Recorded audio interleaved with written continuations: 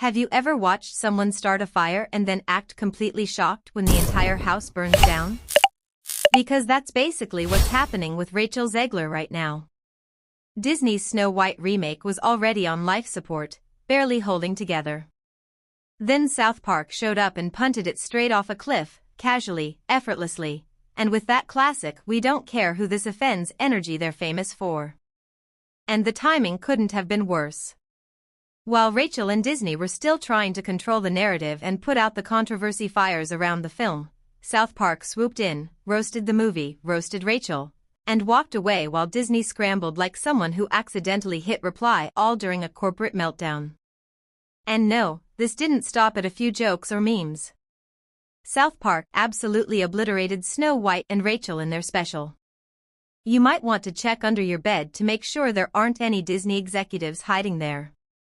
And just when you thought it was over, reports started circulating that South Park is working on yet another DEI-focused special. So buckle up, because this isn't just drama, it's a full-blown Hollywood disaster unfolding in real time, with South Park happily pouring gasoline on the fire. But to really understand how we got here, we need to rewind a bit. Disney has been going through an identity crisis that makes your cousin after their third gap year look well-adjusted. Every decision lately screams, "Please like us." They've been reshuffling characters, rewriting stories, and treating beloved classics like Pinterest DIY projects, the kind that look great online but fall apart the moment you try to make them yourself. Enter Snow White. From day one, this remake raised eyebrows. The casting of Rachel Zegler, the reimagined storyline, the removal of the romance that defined the original, all of it sparked backlash. Then came the controversy over the dwarves, and fans completely lost it. Watching all this chaos unfold, South Park simply said, "Hold my beer." That's when they dropped the joining the Panderverse special, and they did not pull a single punch. They said exactly what the internet had been yelling for months. Except instead of a comment section rant, it came wrapped in South Park's signature scorched earth satire. Cartman and the gang were transformed into adult women of color as a parody of Hollywood's obsession with checking diversity boxes instead of telling compelling stories. And let's be honest, Disney practically begged for this roast. With Snow White, the special dragged Disney for turning once authentic stories into hollow corporate checklists. South Park's message was crystal clear: congratulations, Disney, you were so busy pandering that you forgot how to tell a good story. Rachel Zegler ended up front and center in that roast. And to be clear, most people aren't anti-diversity. The problem is how Disney's been handling it. It feels less like genuine inclusion and more like corporate box checking. That made Snow White an easy target right out of the gate. The character's name literally refers to skin white as snow, so casting a Latina actress was always going to spark debate. But the casting wasn't even the biggest issue. Disney stripped the story down to its bare bones. No prince. No romance. And the seven dwarfs were replaced with CGI creations in a live-action remake.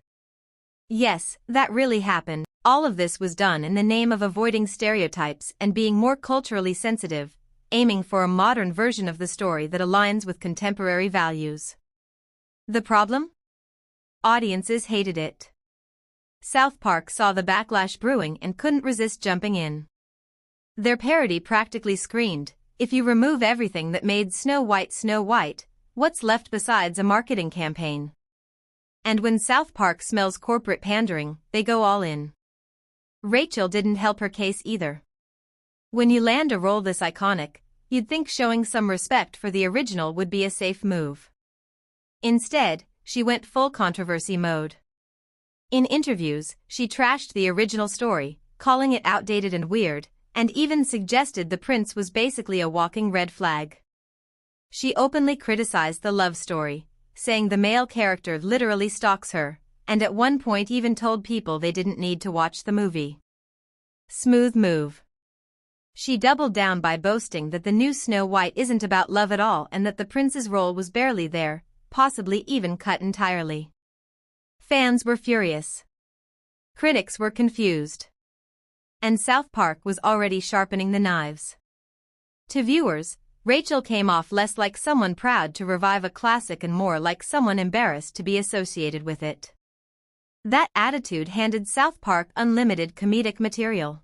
Then there was Disney's baffling reimagining of the Seven Dwarfs. Gone were the distinct, lovable characters audiences grew up with. Instead, viewers got a random group of diverse companions who looked like rejected characters from a failed Dungeons & Dragons campaign. Fans felt Disney was bending over backward to avoid controversy, and somehow landing right in the middle of it anyway. South Park ran with this too, mocking how studios gut classics to avoid offending anyone, only to offend absolutely everyone. The backlash was so intense that Disney reportedly did reshoots and added the dwarves back using CGI, which only sparked more outrage. You'd think Disney would have learned something from the Little Mermaid remake. That film faced backlash too, but it largely stuck to the original story. Snow White, on the other hand, is barely recognizable.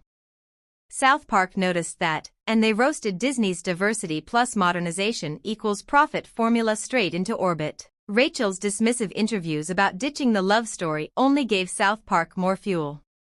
They turned her comments into a brutal comedic message: if you hate the story this much, maybe don't star in it.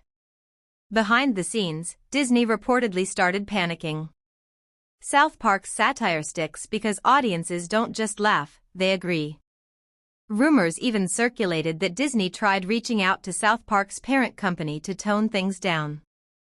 If true, that was a massive mistake. South Park thrives on that kind of pressure.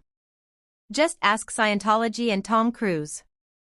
And just when things couldn't get worse, reports surfaced that South Park is working on another DEI-themed special, possibly dropping as soon as August. This one is expected to continue roasting Disney and Snow White, especially using the film's disastrous box office performance as ammunition. Let's be real, everyone knows the movie flopped. When that special drops, it's going to be brutal. Fans are already excited because the failure practically handed South Park a golden roast platter.